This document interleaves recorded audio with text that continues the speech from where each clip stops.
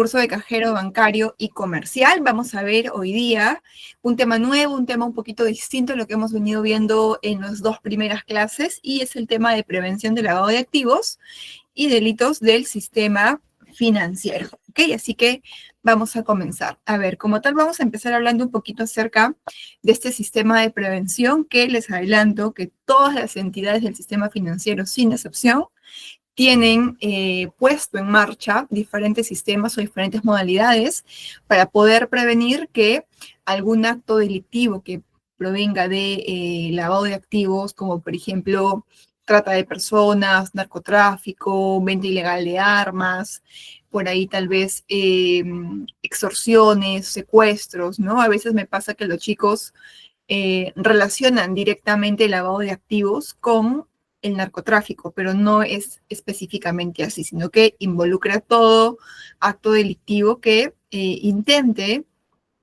pasar su dinero por una entidad financiera, que a este proceso se le llama bancarización, ¿ok? Así que vamos a comenzar. A ver, ¿qué cosa es el sistema de prevención del LAFT? Ustedes ven acá que tenemos dos términos, dice LAIFT o SPLAFT.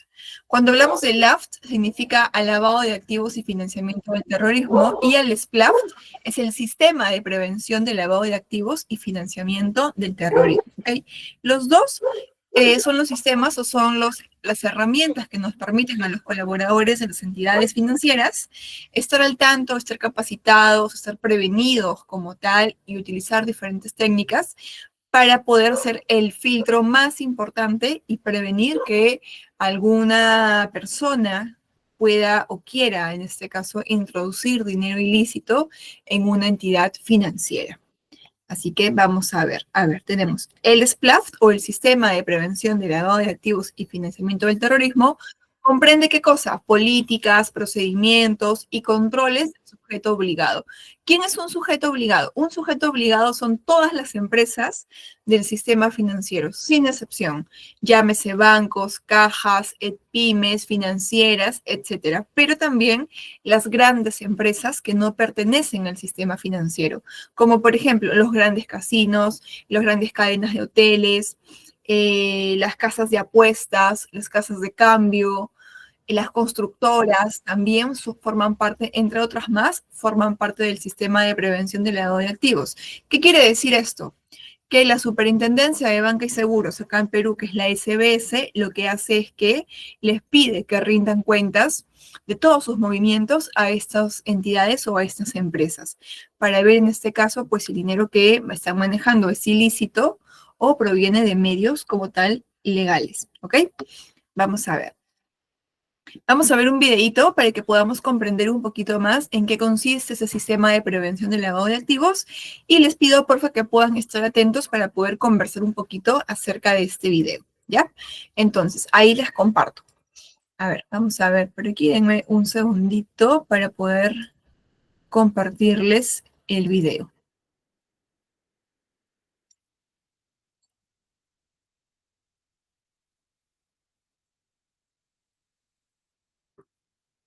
Listo, a ver, ahí le voy a dar en reproducir. Decisiones. Cada día, a toda hora, debemos tomar decisiones. Nuestra vida es la suma de todas ellas, de las que tomamos y también de las que omitimos. Como sujetos obligados, ustedes saben que hay decisiones que pueden preservar una empresa y otras que las pueden desestabilizar e incluso arruinar. Hoy queremos compartir con ustedes los beneficios de tomar una buena decisión. Al implementar su sistema de prevención de lavado de activos y financiamiento del terrorismo, SPLAFT. Sujetos obligados supervisados por la UIF. Repasemos primero quiénes son sujetos obligados.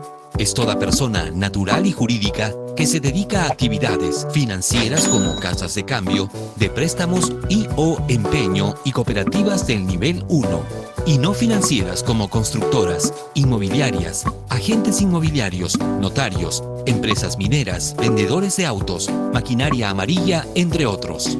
Todos los sujetos obligados pertenecen a los sectores de la economía que pueden ser blanco de los delincuentes y de las organizaciones criminales. Ellos los necesitan para legalizar sus ganancias ilícitas. No olvidemos que el origen de ese dinero sucio proviene de actividades que desangran nuestra sociedad: narcotráfico, minería ilegal, corrupción, extorsión, trata de personas, defraudación tributaria y más. De ustedes depende que los delincuentes pasen o no la primera valla en la ruta de lavado. La decisión correcta. Una de las decisiones más importantes que tienen que tomar los sujetos obligados es desarrollar e implementar su sistema de prevención del lavado de activos y del financiamiento del terrorismo, SPLAFT, y así evitar ser sorprendidos por quienes pretenden lavar sus activos. No implementar un SPLAFT puede parecer una decisión fácil de tomar, sin complicaciones. En la práctica, ustedes, como sujetos obligados, habrán elegido tomar el camino más accidentado y sinuoso, sin duda, el más riesgoso. Estas son las consecuencias de no implementar su SPLAFT. Ser multado por la SBS hasta por 100 unidades impositivas tributarias y las COPAC hasta por 150 unidades impositivas tributarias.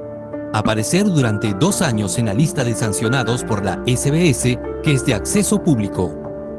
Daño a su imagen y reputación, poniendo en juego el valor de su marca. Denuncia, investigación fiscal y un largo y costoso proceso judicial. Las pérdidas y daños que puede sufrir un negocio al ser utilizado para lavar dinero de origen ilícito siempre serán mayores que las ganancias obtenidas al realizar una operación con un delincuente u organización delictiva. En cambio, los beneficios al tomar la decisión correcta abundan. No solo se está cumpliendo con la ley, también se está impidiendo que los criminales disfruten de sus ganancias mal habidas y evitan sanciones y multas. Evitan ser utilizados por los lavadores de activos. Mantener una buena reputación frente a tus clientes y proveedores. Cada año se lavan activos por miles de millones de dólares en todo el mundo. Una cifra inmoral, amasada con cinismo y violencia. Debemos impedir que el Perú contribuya a engrosarla. ¿Qué país queremos construir? De las decisiones que ustedes tomen, también depende el resultado.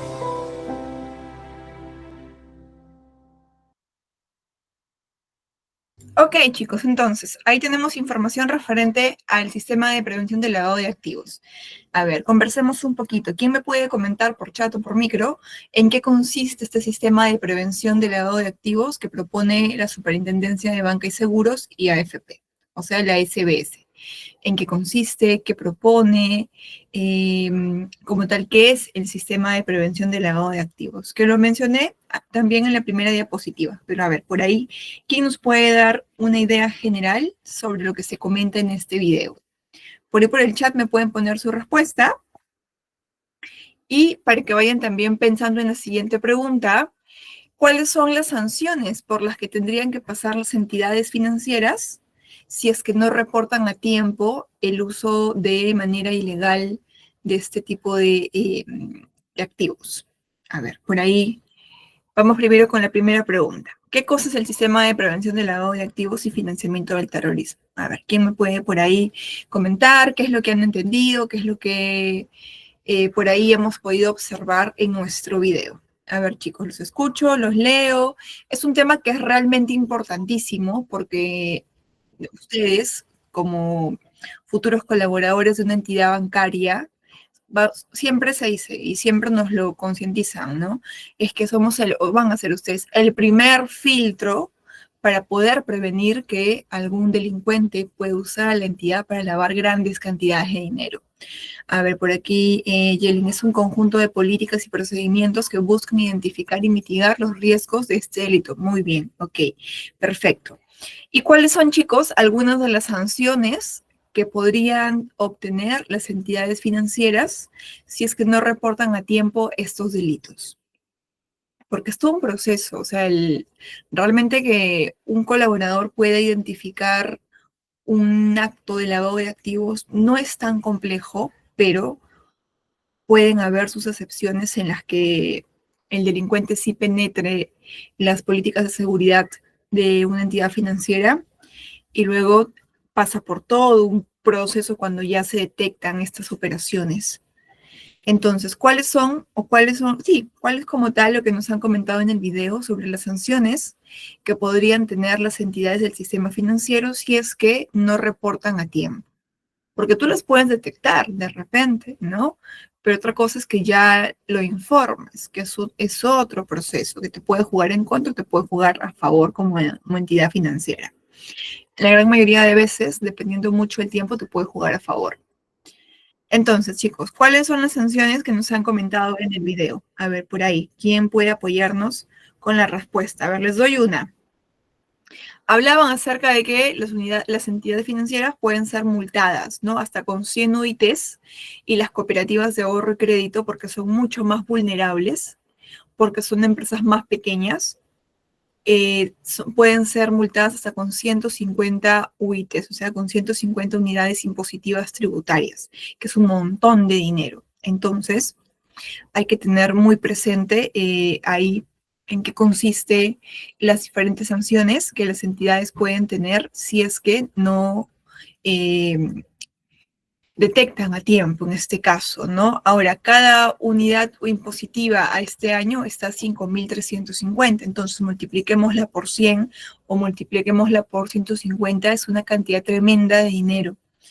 A ver, el lavado de dinero tiene consecuencias negativas para la sociedad, así es, la economía y la política, ¿no? Pero en este caso para el sistema financiero, la mala reputación, ¿no? Sanciones, entrar a una lista en entidades que no aplican correctamente sus procedimientos, entonces también le juega a favor. Imagínense que esto sea público, pues obviamente ningún cliente va a querer guardar su dinero o abonar su dinero en cuentas de ahorro en una entidad que esté involucrada en estos problemas, ¿no? Entonces, lo comentaban también en el video cuando hablaban sobre sujetos obligados y nos contaban que, ay, perdón, pensé que estaba proyectando mi diapositiva. Nos comentaban en el video que en este caso el lavado de activos proviene de el dinero ilícito, pero los sujetos obligados son todas las entidades, como les contaba, que forman parte del sistema financiero, pero también las grandes empresas, ¿no? Como les mencioné hace un ratito. ¿Y por qué se llaman sujetos obligados? Porque están obligados a rendirles información a la Superintendencia de Banca y Seguros sobre sus movimientos, sobre su actividad económica. ¿Por qué? Porque deben cumplir ciertas normativas, porque son negocios que sí se pueden utilizar para poder lavar dinero. Constructoras, ¿no? Que no estamos ajenos a las noticias que paramos prohibiendo de repente en televisión o en redes sociales de constructoras que son usadas para lavar dinero. Yo les voy a contar un ejemplo que nos sucedió a nosotros, precisamente con una constructora que lastimosamente sí pudieron penetrar las políticas de seguridad de la entidad financiera y estuvieron utilizándola para poder lavar dinero, pero se detectó a tiempo. Entonces, ahí hay todo un tema importante que les voy a contar en un ratito. Pero también como tal, pues, no solamente las constructoras, los casinos, las discotecas, por ejemplo, grandes, en las que tienen varias sucursales, también son sujetos obligados, las empresas hoteleras, ¿no? Entonces, hay muchos negocios que sí le rinden cuenta como tal a la SBS. Y si no le rindes cuentas, la SBS va y te supervisa y si no te sancionan. A ver, por aquí Omar nos ha puesto entrar en una lista involucrada de Stops Problems durante 2 años. Así es una lista de reportes, ¿no? De entidades que no cumplen con procedimientos. Entonces, si ya sabemos que es un sujeto obligado, ahora toca ver qué comprende el sistema de prevención del lavado de activos y financiamiento del terrorismo. El SCLAF, que es lo mismo el sistema, exige como tal que todas las entidades del sistema financiero lo que tienen que hacer es designar a un personal que va a tener el nombre de oficial de cumplimiento. ¿Qué cosa va a hacer este cumplimiento? Es el encargado de poder aplicar las medidas necesarias para que su personal pueda estar capacitado y pueda, en este caso, detectar a tiempo cualquier tipo de acción ilícita que quiera ser parte de la entidad. Pero también, como bien lo dice la diapositiva, es el encargado de aprobar un manual, un código de conducta, llevar y comunicar un registro de operaciones, reportar operaciones sospechosas ante la unidad de inteligencia financiera, realizar auditorías, presentar informes, atender requerimientos y brindar capacitaciones continuas, porque constantemente en el sistema financiero se brindan capacitaciones de este tipo. Por lo menos son 3 veces al año que se brindan charlas sobre estos temas para poder reforzarlos porque son sumamente importantes. Y ahora, con que la delincuencia está cada vez creciendo en lugar de ir retrocediendo, pues es muchísimo más importante poder conocer estos temas, ¿ok? Ahora, ¿qué pasa con el oficial de cumplimiento? Como bien lo dice acá nuestra diapositiva, que les contaba que es un personal, es un colaborador, un trabajador que tiene este puesto, es un cargo de oficial de cumplimiento. Y su departamento o el departamento en el que trabaja se llama Oficialía de Cumplimiento o también llamada OCUN. Ahora, ¿qué pasa con esta persona? Esta persona nadie la conoce en la entidad financiera más que su equipo de trabajo, el cual firman en este caso cláusulas contractuales en las cuales tienen impedido publicar o comentar cierta información, sobre todo la identidad del oficial de cumplimiento. Por temas de seguridad, es quien hace todas las investigaciones que puedan haber o provenir de actividades ilícitas en una entidad financiera. Entonces, todos sabemos que en una entidad hay un oficial de cumplimiento, pero no sabemos quién es, porque su nombre no es público. Cuando envían correos de esta área, por ejemplo, los envía él, bueno, no los envía él, los envía directamente el equipo, pero sabemos que existe, no sabemos su nombre, no sabemos más datos de él. ¿Por qué? Porque esto es absolutamente privado, ¿ok? Ahora, vamos a ver, ¿cuál es la importancia de que una entidad pueda poner en práctica los sistemas de prevención de lavado de activos y financiamiento del terrorismo?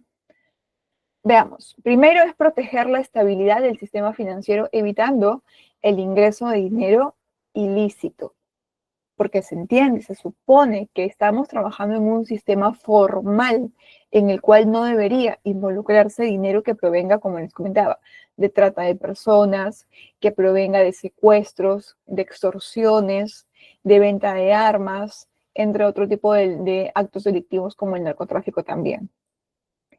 Segundo, contribuye a la lucha contra el crimen organizado y el terrorismo. ¿Por qué? Porque a través de las diferentes medidas y políticas que las entidades financieras ponen en práctica con su personal, que el principal personal es el de caja, o sea, el de ventanilla, los cajeros bancarios, es el personal más importante para poder prevenir y trabajar en conjunto para el sistema de lavado de activos, de prevención del lavado de activos.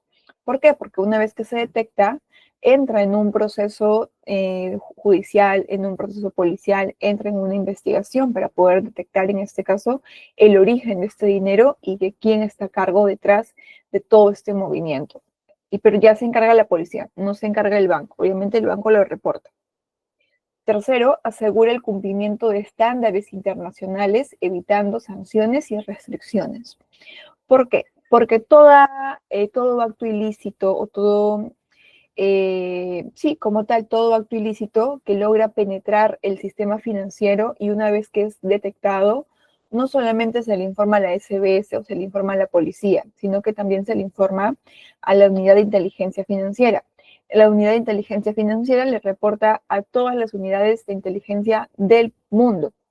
Y obviamente esta información la tiene la Interpol. Por eso es que cuando a veces están buscando a algún delincuente o están buscando a alguna persona que ha cometido algún acto delictivo, sobre todo por enriquecimiento ilícito, tan fácil, o bueno, no tan fácil, pero los encuentran, ¿no?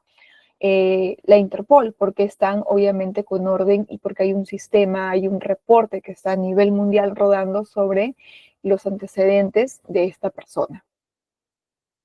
Cuarto, asegura el cumplimiento de estándares que genera confianza en los clientes. Obviamente nadie quisiera guardar su plata en una entidad donde están lavando dinero, ¿no?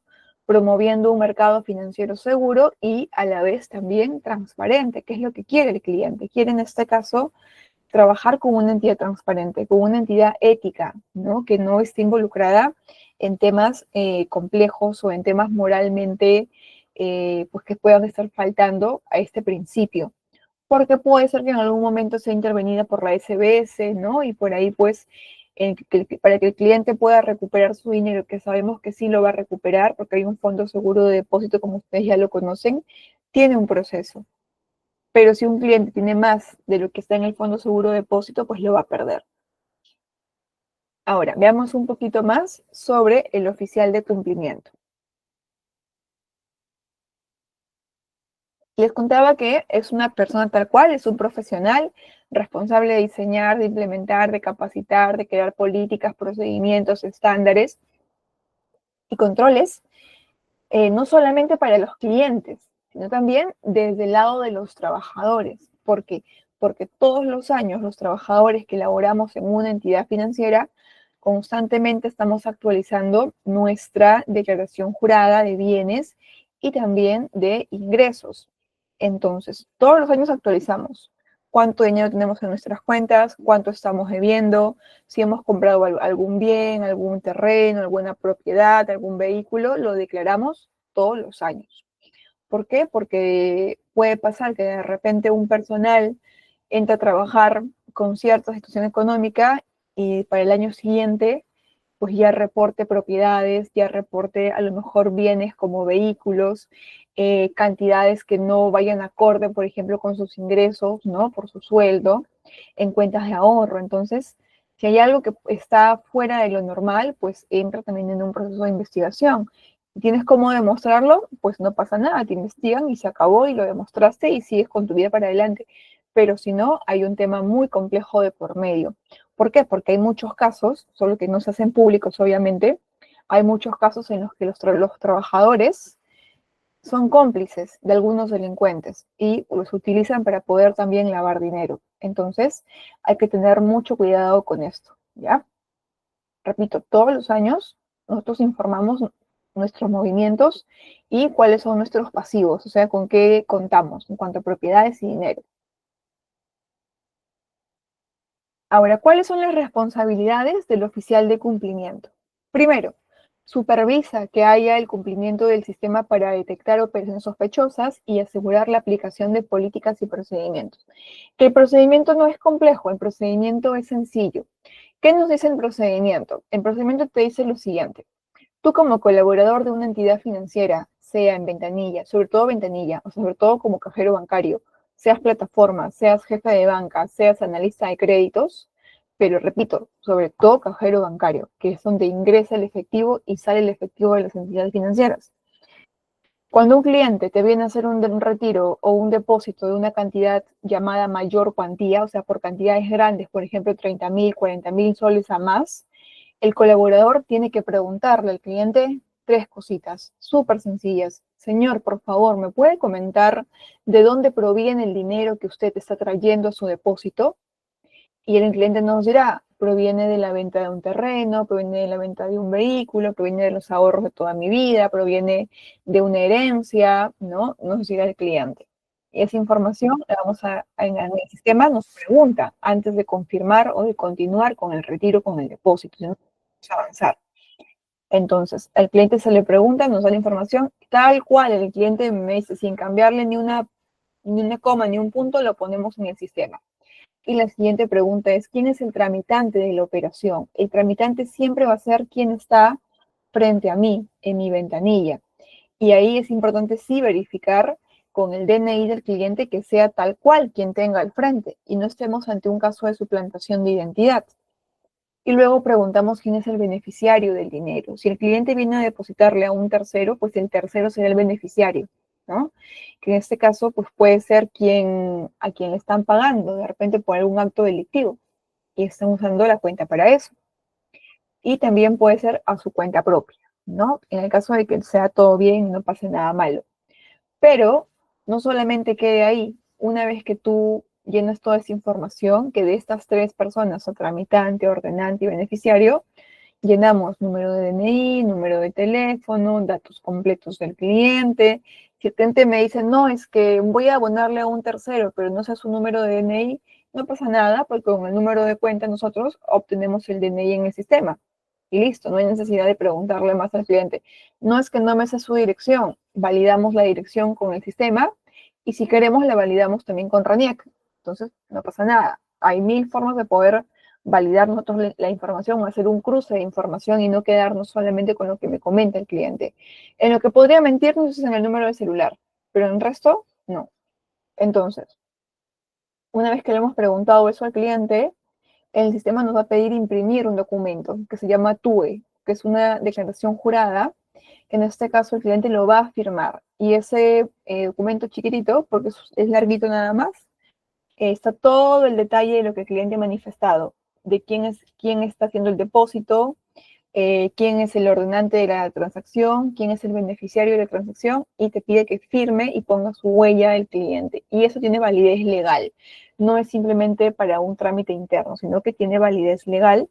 Y si el cliente está mintiendo, pues hay un documento firmado en el cual él está garantizando que lo que está diciendo es cierto. ¿Ok? Ya les voy a poner un ejemplo mucho más específico sobre este tema para que lo puedan comprender mejor. Pero eso es lo que básicamente te dice el procedimiento. Ahora, hay casos, por ejemplo, en los que el cliente te puede decir, pero ¿qué te importa? ¿Por qué tengo que decirte de dónde viene mi dinero? O sea, ¿por qué tengo que comentarte? ¿O por qué tienes que enterarte de dónde saco yo la plata? ¿No?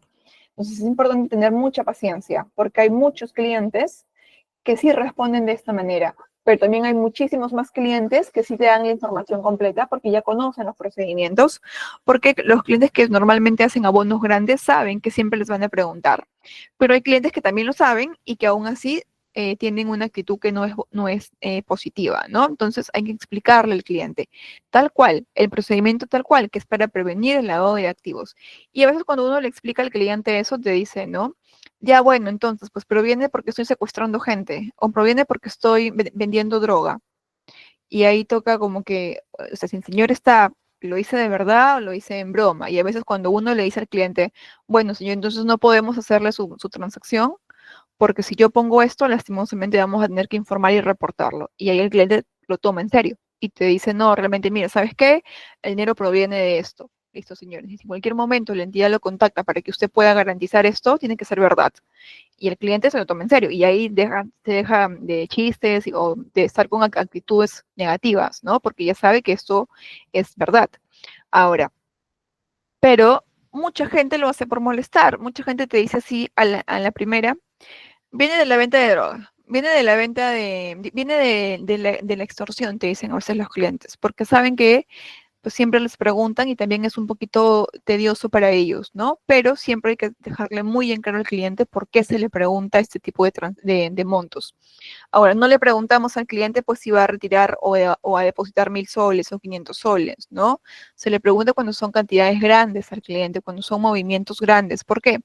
Porque una vez que el cliente se va de la ventanilla y tú terminaste la operación, el sistema te va a preguntar a ti como trabajador cómo calificas esa operación. ¿Qué actitudes tú le viste al cliente? Si el cliente dudó con la información que te brindó o lo viste seguro con la información que te brindó. Por eso es importante ser claros con los clientes cuando a veces se ponen en actitudes negativas, porque el sistema luego te dice, califícala como usual o califícala como sospechosa. Si es usual, pues el cliente no tuvo ningún problema para darte la información. Pero si el cliente te da 1.000 vueltas para decirte de dónde proviene la plata, pues la podrías calificar como sospechosa y entra a una investigación esa operación. Que al final probablemente al cliente le pidan que sustente y lo va a poder sustentar, pero la molestia y se le lleva el cliente, ¿no? Por no dar información certera o por no dar información seria. Entonces hay que tener mucho cuidado cuando hablemos con los clientes referente a este punto, porque nosotros, como les comentaba, o el área de caja es el encargado de poder validar esta información. Segundo, analizar operaciones inusuales detectadas con la finalidad de determinar las operaciones que podrían ser calificadas como sospechosas. Lo que les acabo de mencionar. Si algún cliente por ahí, pues hemos calificado como sospechoso, el área de oficialidad y cumplimiento se va a encargar de hacer las investigaciones y le van a levantar todo el secreto bancario al cliente.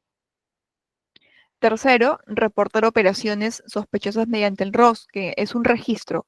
Aquí ya no es solamente un sistema que mandas la alerta que es una operación sospechosa, sino que ya tú ingresas al cliente a un registro de operaciones sospechosas. Por eso no es que simplemente porque lo calificamos como sospechoso, prácticamente de repente vamos a congelarle la cuenta al cliente, que lo veremos más adelante, que le podemos congelar la cuenta al cliente, le podemos inmovilizar la cuenta al cliente. No, primero pasa por una investigación. Si no hay nada raro, pues se queda en nada, pero si no, pues pasa un reporte, que ya esto se va con la SBS, con la UIF, con la Unidad de Inteligencia Financiera, va con la policía, va con todas las entidades involucradas para poder hacer sus investigaciones, que es un poquito complejo, pero es más común de lo que ustedes creen. Cuarto, adoptar acciones necesarias para que aseguren la capacitación del personal. Como les contaba, por lo menos 3 veces al año en este tema somos capacitados para que estar seguros y con la información fresquita acerca de la importancia de poder validar siempre nuestros procedimientos. Y el principal procedimiento es revisar siempre el documento nacional de identidad del cliente. En este caso para Perú es el DNI. Quinto, ser interlocutor ante la unidad de inteligencia financiera. Los únicos que saben quién es el oficial de cumplimiento de la entidad bancaria es la SBS. ¿Por qué? Porque la SBS tiene inscritos a todos los oficiales de cumplimiento de todo el país, de todos los comercios que se necesiten.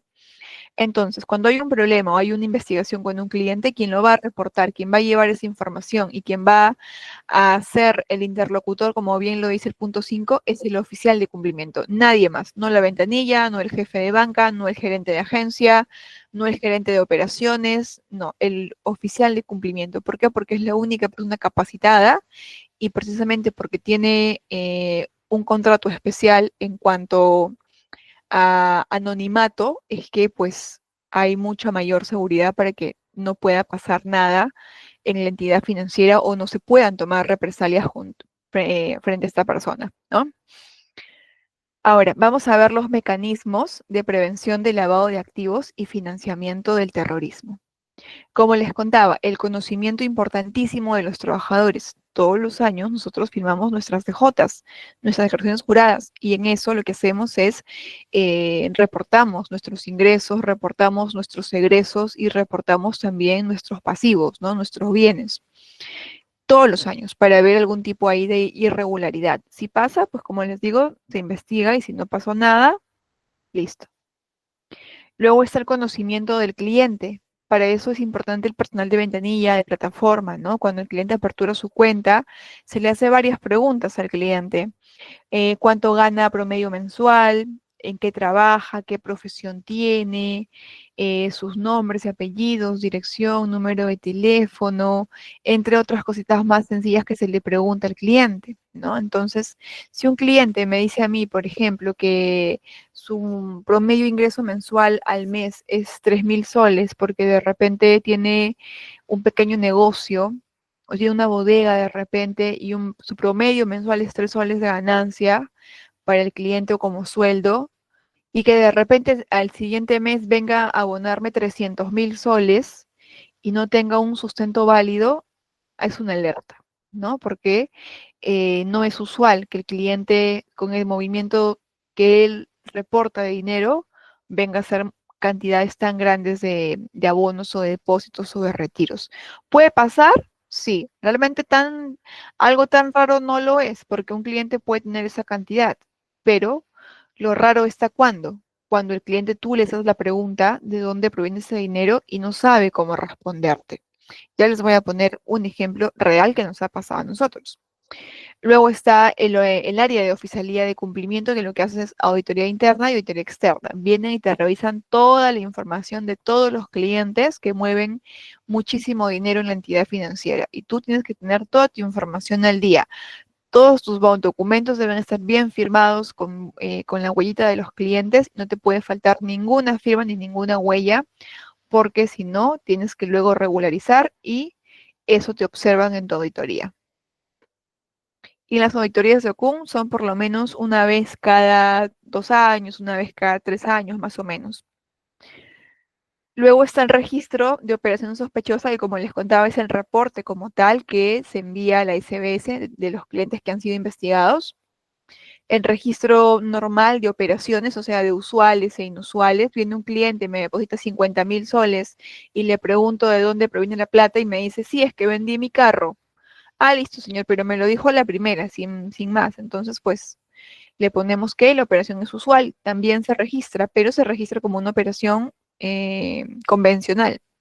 Y luego está el conocimiento del mercado, que en este caso lo que involucra es conocer también cuáles son las diferentes modalidades delincuenciales que existen ahora dentro del sector o dentro del rubro o en el país en general, ¿no? Para poder tomar nuestras precauciones y para poder también capacitar a los trabajadores y actualizar nuestros procedimientos sobre la prevención del lavado de activos y financiamiento del terrorismo. A ver, les voy a comentar lo que nos pasó a nosotros.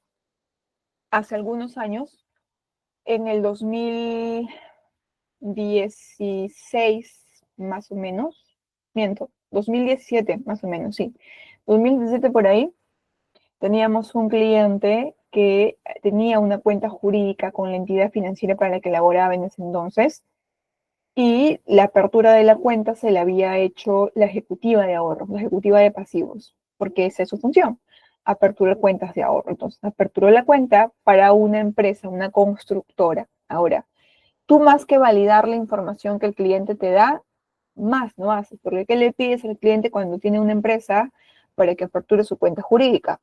Su DNI, de los representantes legales, la ficha de RUC, los estatutos, de repente por ahí la copia en SUNAR de la creación de la empresa. ¿Qué más le pides? Los poderes también le pides, ¿no? Entonces, tú validas que esa información esté correcta y esté con el vencimiento, con la vigencia correcta. Pero más de eso no, porque esa información no la creas tú, la crea, en este caso, registros públicos acá en Perú, y la crea también SUNAT. Entonces, ¿por qué tendrías que desconfiar, no? Entonces, tú creas la cuenta, en este caso la ejecutiva de ahorros creó la cuenta, validó toda la información, fue el representante legal, porque solamente había uno solo que tenía sus poderes y todo para girar cheques y todo el tema. La apertura de cuenta era específicamente porque iban a girar cheques y ellos necesitaban una chequera de todas maneras. Aperturaron un saldo mínimo para hacer abonos en la chequera y como les contaba, en teoría esta empresa era una constructora que trabajaba con la municipalidad de la ciudad. Entonces, ¿qué sucede? Que esta empresa o este representante legal a los días viene con un cheque que la municipalidad le había pagado por una obra que era un tanque elevado en una ciudad y viene con un cheque de 300.000 soles. Listo. El cheque se abonó, supuestamente era el pago por ese tanque elevado que estaban haciendo en esta ciudad. Hicieron el pago, hicieron el abono, el dinero se compensó, entró en la cuenta del cliente. Días van, días vienen, el cliente viene con otro cheque por cantidades similares, nuevamente de la municipalidad. Hace el abono, se le cobra, se compensa, ingresa la plata. Días van, días vienen, el cliente retira la plata y en cada transacción que hacía se le preguntaba al cliente, el señor se llama Augusto, señor Augusto, ¿nos puede comentar, por favor, de dónde proviene este dinero? Sí, claro, el dinero proviene de la municipalidad de tal ciudad porque estamos trabajando en un tanque elevado. Y es el pago de nuestros honorarios y todo el tema. Listo. Ah, bueno. ¿Por qué tendrías que desconfiar? Es una constructora, se dedican a eso, mueven grandes cantidades de dinero, el cheque viene girado por parte de la municipalidad, ¿qué tendrías que desconfiar? Nada, ¿no? Entonces, listo.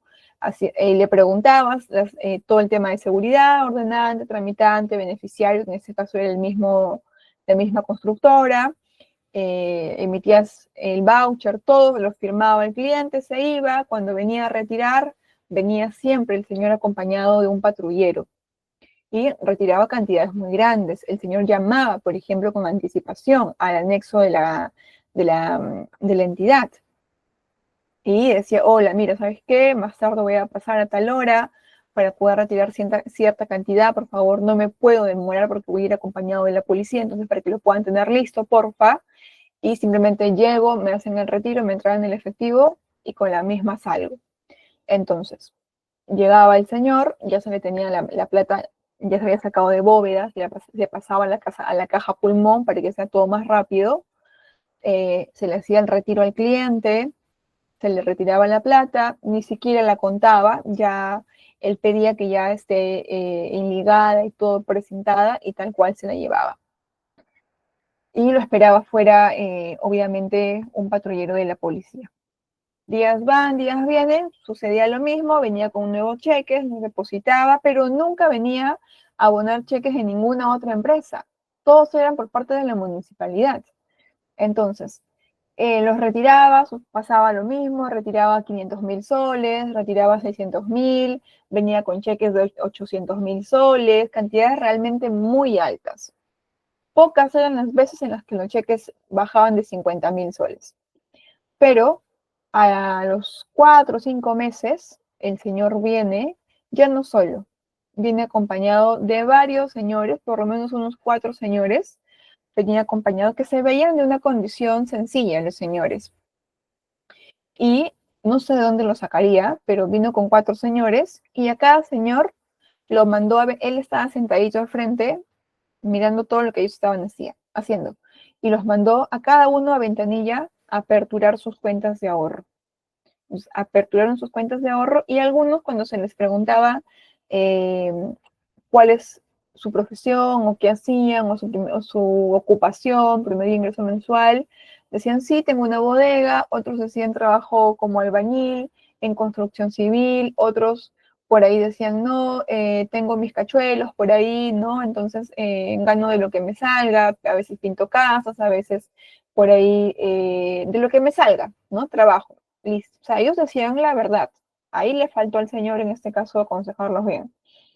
Pero hacían normal, se aperturaron sus cuentas y listo. Días van, días vienen, los señores llegaban con cheques girados por esa constructora y les abonaban dinero a las cuentas de los señores. Eso ya no es normal. A esa modalidad se le conoce como pitufeo o como smurfing.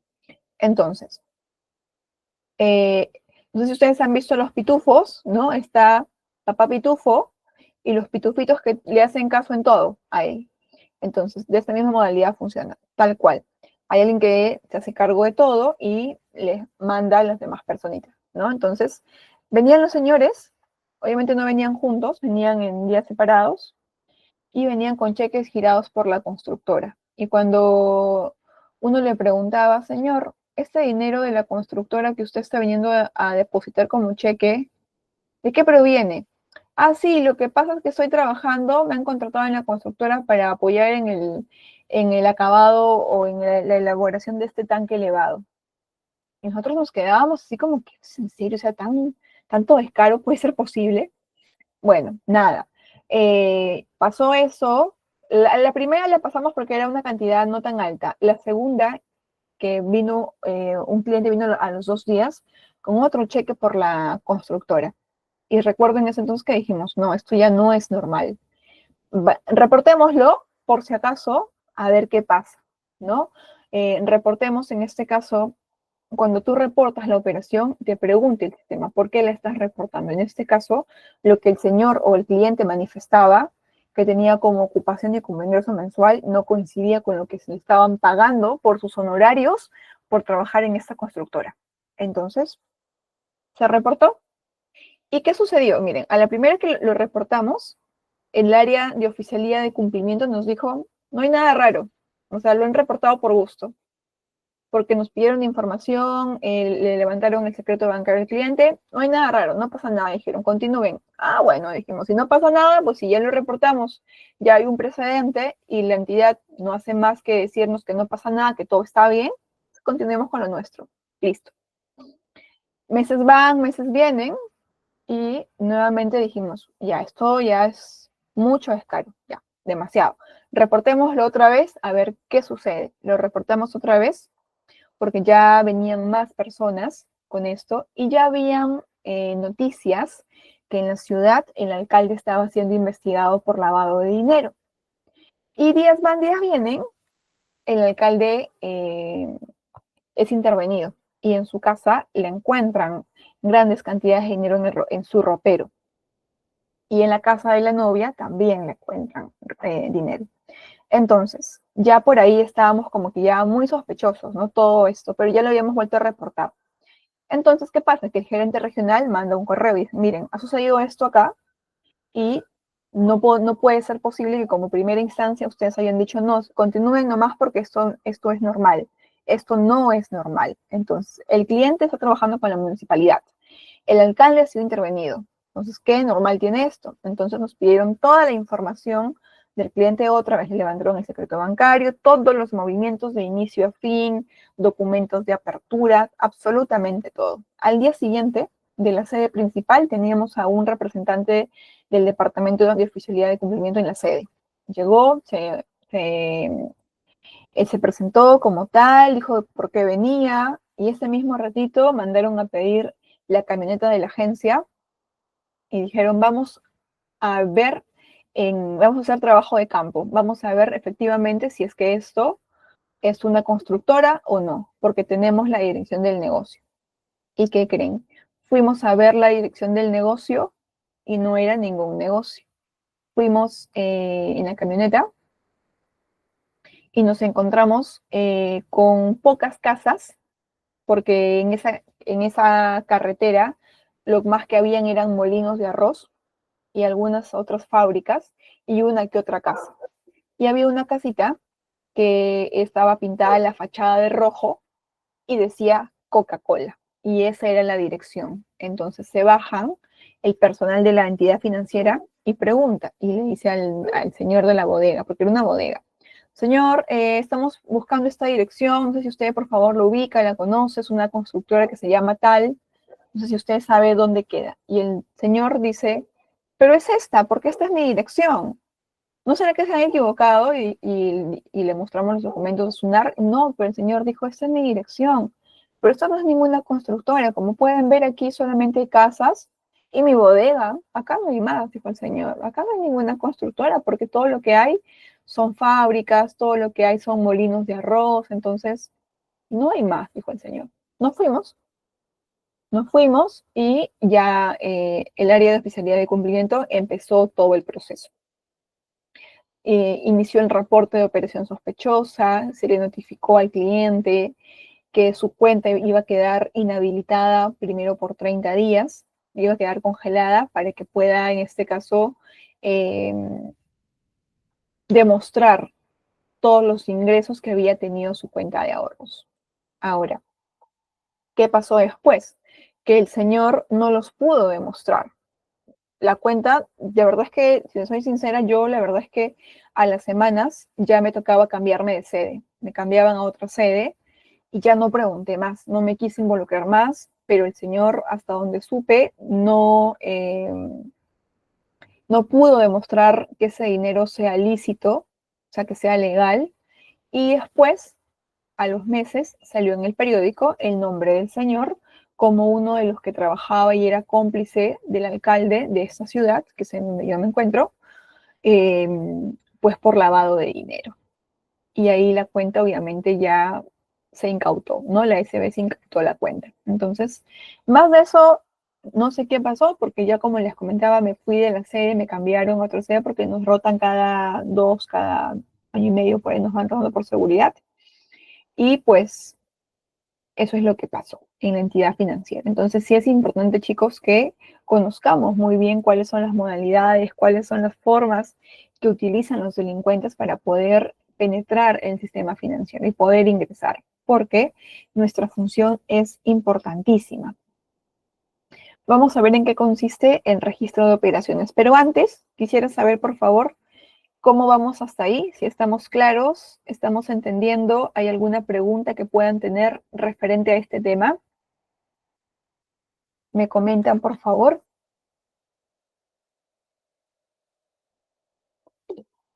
¿Estamos bien? ¿Hay alguna pregunta que tengan, chicos? ¿Todo claro entonces? Para poder continuar, por favor. Ok, listo, vamos a continuar. ¿Ya? A ver, el registro de operaciones. Las operaciones que se incluyen en el registro de operaciones no implica que estas sean inusuales o usuales. ¿Por qué? Porque recordemos que hay dos tipos de registro. Un registro normal, el convencional que es de operaciones, y un registro de operaciones sospechosas. El registro de operaciones no debe ser reportado o enviado a la unidad de inteligencia financiera, salvo que éste sea solicitado, porque toda la investigación que hace la entidad financiera se la comparte a la unidad de inteligencia financiera y ya luego ellos te la piden, pero no es que tú como jefe o como gerente o porque simplemente se la quieres compartir, tienes que hacerlo, no es así, ellos lo piden. En el momento que ya ha pasado por todo un proceso de investigación mucho más complejo con el Ministerio Público. Entonces, se deben registrar operaciones que sobrepasen el umbral establecido en transferencias cuando le preguntamos a un cliente, por ejemplo, de qué proviene su dinero o cuál es el origen. Cuando son transferencias en ventanilla mayores a $2.500. Cuando hacen una compra y venta de moneda extranjera mayores a $5.000. Y en las demás operaciones, como depósitos, retiros, pago de servicios, desembolsos de créditos mayores a $10.000 o al tipo de cambio en soles. Puede llevarse mediante sistemas manuales o informáticos. Realmente hace años, en el 2000 y tantos que les comentaba, era manual, pero ahora todo es digital. Ya no hay forma de que lo puedas llevar manual, ¿no? Ahora todo es digitalizado. Ahora, las entidades pues le reportan a la unidad de inteligencia financiera todas las operaciones inusuales siempre que lo pida. Pero algunas señales de alerta incluyen depósitos o retiros en efectivo de montos elevados sin justificación, como el caso de estas 4 personas que les contaba, pues que era muy evidente el hecho de que ese pago de haberes o ese pago de sueldo por trabajar en la constructora no estaba bien justificado. Por transferencias internacionales frecuentes sin aparente motivo comercial, uso de múltiples cuentas para fragmentar grandes cantidades de dinero, como el SmartFin que les contaba, el pitufeo que usan varias personas, ¿no?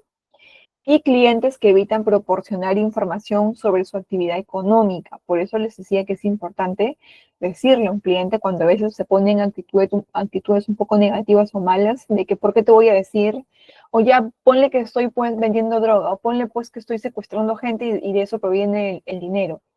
Cuando, como les comentaba, cuando uno ya le explica al cliente seriamente por qué es esto, el cliente se le va todo lo gracioso y te da la información real, porque sabe que es algo delicado, sabe que puede, si lo ingresamos tal cual, el cliente puede ser investigado, ¿no? Y al final él te puede decir, ya, bueno, pues que me investiguen, de puro, por ahí pues negativo, ¿no? El cliente. Pero al final el problema va a ser para el cliente. El trámite tedioso va a ser para el cliente. Por ello hay que hacer constantemente un monitoreo y control de transacciones. Utilizamos sistemas automatizados para identificar transacciones inusuales. El sistema nos avisa, por ejemplo, cuando un cliente hace muchas transacciones de cantidades altas y siempre manifiesta lo mismo. Porque yo puedo ir con una ventanilla y decirle proviene de la venta de un carro. Y como ya me atendió esta ventanilla, pues voy a los días con más plata, cantidades fuertes, y ya voy a otra ventanilla. Y le digo lo mismo, porque como me atendió la vez pasada la otra ventanilla, entonces ella no va a saber por qué vine. Entonces le voy a decir por la venta de un carro. Y voy después y ya formo mi colita para que me atienda ahora otra persona, ya no ellos dos, porque ya me han atendido antes. Entonces voy con este jovencito y le digo que proviene de la venta de un terreno. Y me van a creer, porque son personas distintas. Es lo que cree el cliente, pero no, el sistema te avisa, te alerta cuando un cliente hace muchas transacciones y te pide calificar, en este caso, las transacciones. ¿Qué más tenemos? Se revisan perfiles de clientes y patrones de comportamiento financiero cuando se hace la investigación. Se comparan listas de sancionados para detectar operaciones con personas o entidades vinculadas a delitos financieros. Todas las entidades financieras manejan diferentes listas. Hay una lista negra, una lista de clientes reportados y una lista de clientes que no pueden tener ningún tipo de cuenta bancaria. En la lista negra son los clientes investigados o los que tienen algún tipo de ya orden de captura, por ejemplo, por delitos grandes. En la otra lista están los clientes investigados, pero están todavía en proceso, como que no puedes aperturarle su cuenta, pero en el camino puede pasar algo que al final termine incautando su dinero. Y los otros clientes es que sí no pueden aperturar su cuenta por nada del mundo. Cuando tú filtras a un cliente, por ejemplo, te arroja la alerta. De hecho, nos pasó a nosotros, le pasó a una analista de créditos nueva que llegó un cliente a que lo puedan filtrar para ver si calificaba para un crédito. ¿Y qué pasó? Que cuando ella lo estaba filtrando a esta persona, el sistema le lanza una alerta. Yo me acuerdo que estoy en mi oficina y al frente están los analistas y para acá está el área de operaciones de caja. y ella era nueva en ese entonces. Y me acuerdo que tenía al cliente sentadito al frente y va corriendo y me dice, señorita Diana, el sistema me ha lanzado una alerta, pero no entiendo, pero el cliente no califica. Me dice, entonces, ¿qué hago? Le digo, dile que no califica, explícale los motivos, de repente está sobreendeudado y me dice, no, es que no está sobreendeudado, no califica simplemente. Y yo estaba con un cliente, entonces no podía en ese entonces dejar a mi cliente para ir con ella. Y le explicó, no sé muy bien qué le dijo al cliente, pero antes de que ella cierre su sistema, le digo, toma la captura antes que cambies de ventana y luego me la muestras cuando me desocupe. Y cuando yo me desocupo, me voy y me paro y le digo, Angélica, a ver, muéstrame qué pasó. Y veo pues que había una alerta que decía cliente reportado, investigado e ingresado a la lista de los más buscados por el Ministerio Público. Entonces, también es un cliente que no puede aperturar su cuenta, porque o no puede tener un crédito con nosotros, porque puede usar ese dinero o puede usar a la entidad financiera para actos delictivos. Entonces, el sistema sí te alerta. Y en este caso, ¿qué te dice tu procedimiento? Tu procedimiento te dice que tú en ese momento tienes que presionar tu pulsador para que venga Águilas Negras e intervengan a ese cliente. Pero tienes de dos opciones. O sigues tu procedimiento y te la juegas a que te pueda pasar algo, o simplemente dejas que pase, ¿no? Y que se vaya el cliente y le dices cualquier cosa. En este caso, la verdad es que por tiempo y porque no era nueva, no sabía ya muy bien y yo estaba ocupada con otro cliente y sus compañeros también estaban ocupados, no nos dimos cuenta en ese momento que había pasado. Pero cuando lo comentábamos y lo reportamos, porque eso hay que reportarlo, nos dijeron, ¿no? El procedimiento correcto es que hubieran llamado a Islas Negras, pero que lo pueden intervenir, pero obviamente si lo intervenían en la agencia bancaria o saliendo de la agencia bancaria, pues ¿qué pasaba? Obviamente el delincuente iba a saber que en el banco tal habían dado la información que él estaba ahí, para que lo puedan capturar. Entonces es un juego ahí de doble filo, ¿no? Hay que tener mucho cuidado también, pero los sistemas nos alertan, o sea, no es que todo quede en nosotros, sino que realmente sí tenemos las herramientas necesarias para poder prevenir que alguna de estas personas puedan ser parte del sistema financiero. Otra de las herramientas que se utilizan constantemente es la capacitación continua por parte del personal. Ya les contaba, son por lo menos 3 veces al año, talleres, cursos virtuales, presenciales, charlas que damos los jefes a los colaboradores también para reforzar, tomamos exámenes también referente a esto.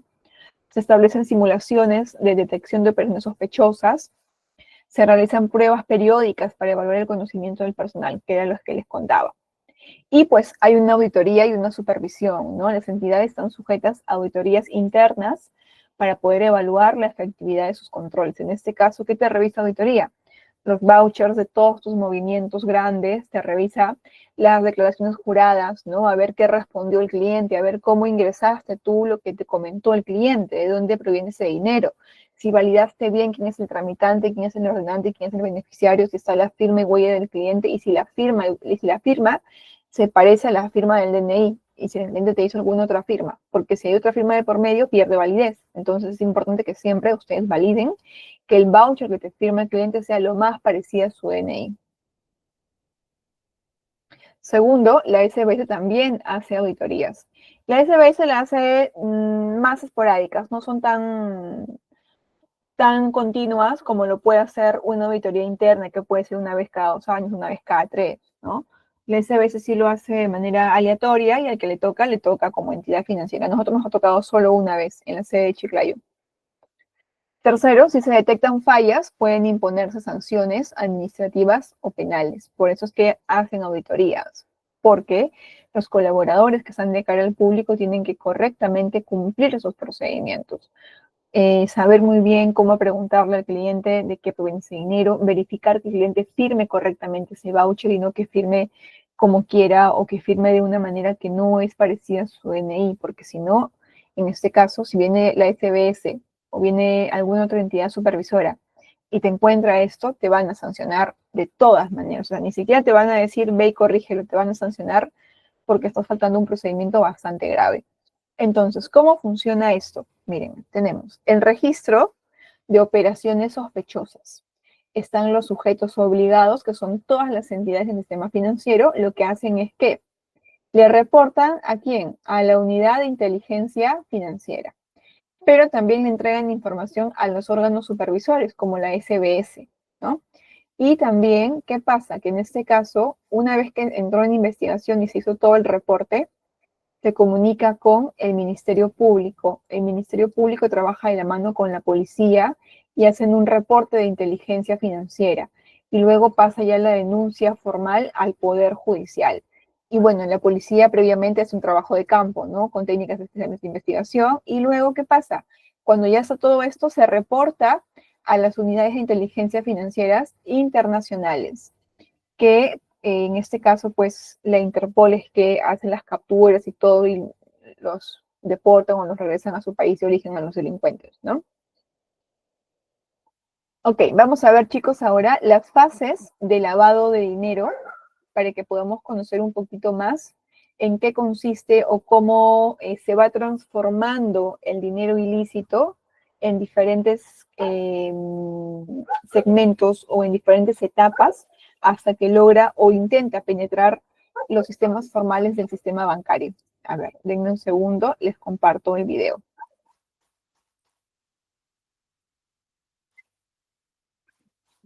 Presenta de muchas formas y puede estar más cerca.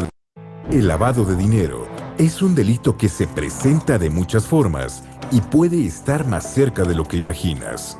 ¿De dónde proviene este dinero? Su origen siempre está ligado a actividades criminales que dañan a la sociedad, como la corrupción, el narcotráfico, la trata de personas, extorsión, secuestro, hasta tráfico ilícito de armas y abuso de niños, niñas y adolescentes, entre otros.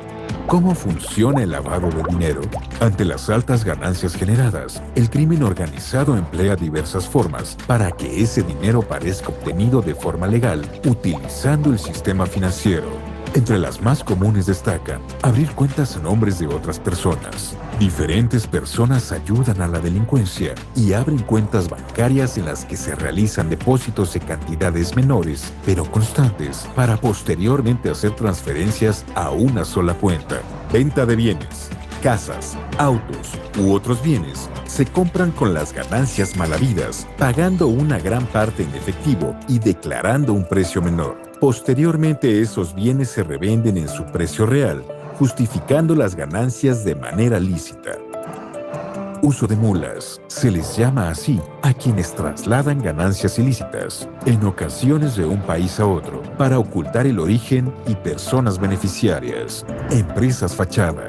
En apariencia, son negocios legítimos que existen y operan normalmente, pero cuya función es recibir dinero ilícito y hacerlo parecer parte de sus ventas o servicios. Existen muchas más formas que el crimen organizado utiliza para disfrazar sus ganancias y cada vez mejor estructuradas. En ocasiones, las personas involucradas llegan a recibir una comisión, otras veces son engañadas para participar. Si te están pidiendo ayuda para realizar alguna de estas acciones, primero pregunta por qué no lo hacen ellos, por qué necesitan utilizarte y no dar la cara.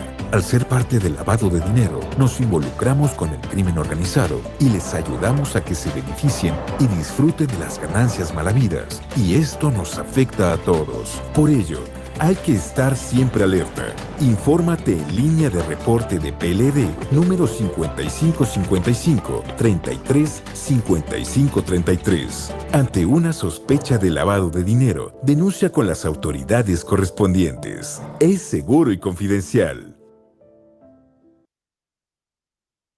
Ok, entonces ahí tenemos las diferentes etapas por las que pasa el lavado de dinero, pero igual yo se los voy a presentar aquí para que los puedan visualizar y podamos comprenderlas un poquito más. A ver, veamos. Listo, vamos con la primera fase. La primera fase es la colocación, ¿ok? Es la etapa en la que el dinero ilícito entra al sistema financiero o a la economía formal. En esta fase, los delincuentes buscan evitar levantar cualquier tipo de sospecha al introducir grandes sumas, sumas de dinero en efectivo. ¿Cuáles son los métodos? Los depósitos fraccionados en distintas cuentas bancarias, ¿no? Lo que hablábamos del pitufeo, ese es el término tal cual. compra de bienes de alto valor, uso de empresas fachadas, como lo que nos pasó a nosotros con la constructora y que fuimos a ir a una bodega, contrabando de dinero en efectivo a países con regulaciones laxas, como en este caso los paraísos fiscales, ¿no? Compra de boletos de lotería, premiados o cheques de caja para justificar ingresos, ¿no? Cuando adulteran información. ¿Cuál es el objetivo? Disminuir el volumen de dinero en efectivo para evitar sospechas y facilitar su paso a la siguiente fase. Lo que menos quiere el delincuente es tener el dinero acumulado en su casa o en un almacén, ¿no? Porque si lo capturan y a lo mejor lo investigan e incautan pues sus propiedades, les quitan todo el dinero. Entonces, por eso buscan tener la menor cantidad de efectivo posible. La segunda fase es la estratificación. En este caso, esta fase busca ocultar el origen ilícito del dinero mediante una serie de transacciones financieras complejas para dificultar su rastreo. Por ejemplo, transferencias electrónicas internacionales, compra y venta de bienes o inversiones en mercados financieros en la bolsa, por ejemplo, de valores, falsificación de facturas y documentos contables para justificar ingresos ficticios, préstamos simulados entre empresas o personas para encubrir el origen del dinero. Esta es una modalidad muy frecuente. ¿Cuál es el objetivo? Dificultar la trazabilidad del dinero, o sea, hacer lo menos rastreable el dinero, eliminando cualquier vínculo con el delito original. La tercera fase es la integración, es la etapa final del lavado de activos, donde el dinero ya parece legítimo y puede ser utilizado sin generar sospechas. En esta fase el dinero regresa a la economía formal como si proveniera de actividades legales, ¿no? Si el dinero ya está en el banco, el cliente lo va a poder retirar, va a poder girar cheques, va a poder formar un negocio con ese dinero, va a poder aperturar cuentas en la cual va a poder abonar plata que proviene de ese dinero, dineros entre comillas legales que se han formado con dinero ilícito. ¿Cuáles son los métodos? La inversión en empresas legítimas, lo que les mencionaba, como hoteles, restaurantes, constructoras, compra de bienes raíces, vehículos y otros activos de alto valor a nombre de terceros o empresas pantalla, no los famosos testaferros, que también van presos. Creación de negocios que generan ingresos en efectivo como casinos o discotecas. ¿Cuál es el principal objetivo? Permitir que los delincuentes disfruten sin levantar sospechas, al hacer parecer como parte de ingresos legítimos, ¿no? Entonces la integración lo que busca es eso, que el delincuente pueda o que el delincuente logre, en este caso, pues disfrutar de su dinero de lo más tranquilo. Pero estas son las tres etapas. Ahora, ¿quiénes son los encargados de poder detectar esto?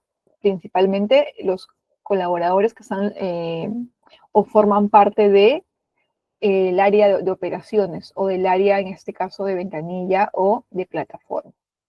Vamos a ver ahora en qué consiste la unidad de inteligencia financiera. A ver, veamos.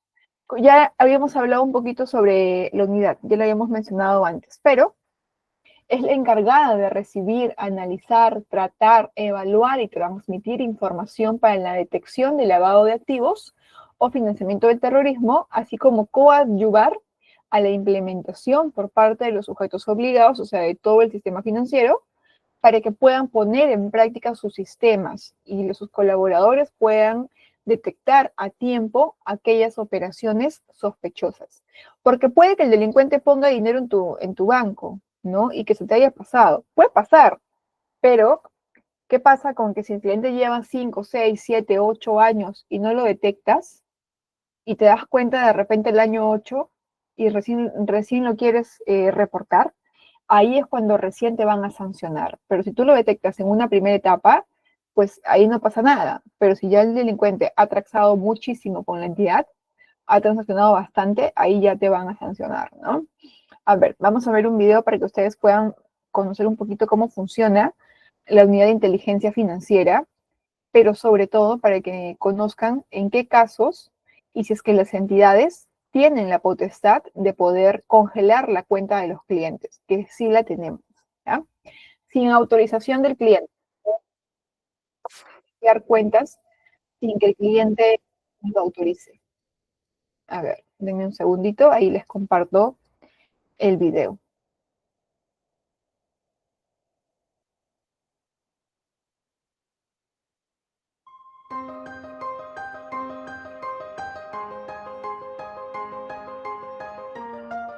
No importa en qué rincón del mundo nos encontremos, el terrorismo y su voracidad para destruir y matar son una amenaza permanente.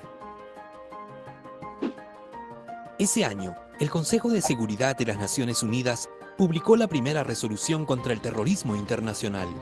Luego, emitieron otras resoluciones más dirigidas a prevenir el financiamiento del terrorismo y de la proliferación de armas de destrucción masiva. El terrorismo se extiende sin respetar fronteras. Un atentado en Europa es planificado en el Medio Oriente y financiado con dinero proveniente de América del Sur. No tiene límites. El Consejo de Seguridad tiene la misión de mantener la paz y la seguridad internacional. Ellos cumplen con reforzar permanentemente su estrategia, algo que exige mayor cooperación y compromiso de los Estados miembros de las Naciones Unidas.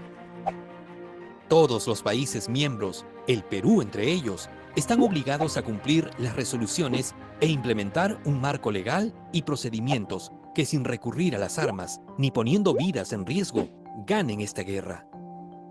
Se apunta al flanco más importante, su financiamiento, a través de sanciones financieras dirigidas como el congelamiento de activos, y así se interrumpen y cortan sus fuentes de ingreso.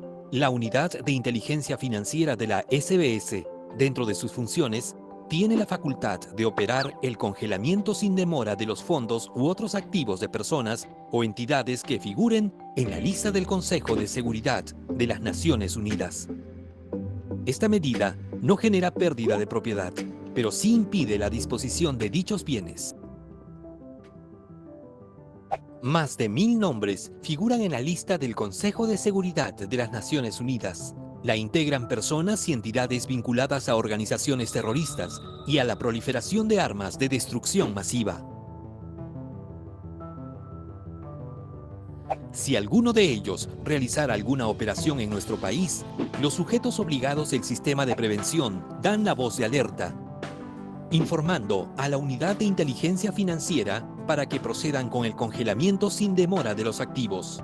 Al paralizar su flujo de dinero, se corta la línea de vida que mantiene activas y letales a estas organizaciones. Una organización quebrada es una organización terrorista, desarticulada, desarmada. Derrotando al terrorismo, se salvan vidas.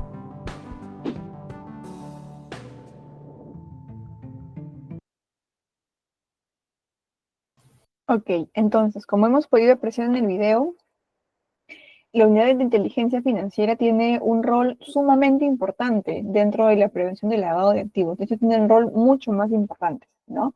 Porque es obviamente quien ya genera toda la investigación para poder prevenir, para poder parar hasta cierto modo, por así decirlo, estos actos delictivos. Pero ahí podemos ver en la diapositiva, y también en el video lo he mencionado, que todos los sujetos obligados, como casinos, constructoras, bancos, cooperativas, cajas financieras, las notarías también, por ejemplo, ¿no? Casas de cambio, inmobiliarias, son negocios que tienen que reportarle constantemente a la SBS y clarificar sus ingresos, porque si no, pues puede haber algún tema ahí muy complicado que al final, como bien lo mencionaba en el primer video, las pérdidas van a ser más grandes que las ganancias que obtuvieron en su momento, ¿no? Entonces hay que tener mucho cuidado con esto.